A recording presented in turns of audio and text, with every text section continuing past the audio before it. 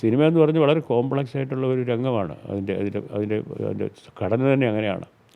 അത് പഠിക്കണമെന്നുണ്ടെങ്കിൽ ശരിക്കും സിനിമ മാത്രം പഠിച്ചാലും പോരാ. സിനിമ ഒത്തിരി കണ്ടതുകൊണ്ടും ആയില്ല. നമുക്ക് അല്ലാത്ത രീതിയിൽ നമ്മൾ സ്വയം വളരെ കൃത്യമായിട്ട് അന്വേഷണ പരീക്ഷണങ്ങൾ നടത്തി നമ്മുടേതായ വഴി കണ്ടെത്തുക ചെയ്യുന്നത്.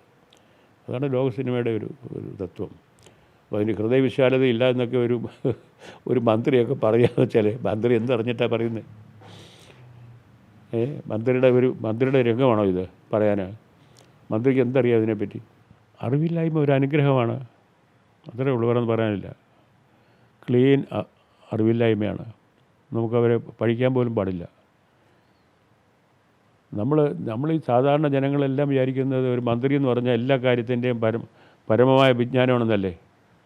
പക്ഷെ മന്ത്രിക്ക് എല്ലാ കാര്യങ്ങളെ പറ്റി അവസാന വാക്ക് പറയേണ്ട ആവശ്യമൊന്നുമില്ല. അതാണ് ജോലിയല്ല. ഈ വിഷയത്തെപ്പറ്റി അറിയാവുന്ന ഒരാളാണ് സംസാരിക്കുന്നത്. അയാൾ കുറ്റം കാണുമ്പോൾ അവരാലോചിക്കണം ഇതിനെപ്പറ്റി. അതിന് മുമ്പായിട്ട് ഒന്നിനുണ്ട്. അവരൊരു ജനപ്രതിനിധികളാണ്, രാജ്യം ഭരിക്കുന്ന ആളുകളാണ്. അവരൊന്ന് ആലോചിക്കണം. ഇങ്ങനൊരു വളരെ വൃത്തികെട്ട രീതിയിലുള്ള ഒരു പ്രതികരണം പറയുമ്പോൾ ആലോചിക്കണം. ഞാനിപ്പോൾ ഒരു പിന്നെ സ്പേസ് സയൻസിനെ പറ്റി ഞാൻ വർത്തമാനം പറയേണ്ട ആവശ്യമില്ല. എനിക്ക് അറിഞ്ഞുകൂടാ. എൻ്റെ അജ്ഞത എന്തിനാണ് ഞാൻ പുറത്തിറങ്ങിയ ആളുകളുടെ മുമ്പിൽ പ്രകടിപ്പിക്കുന്നത്? എന്തിനാണ്?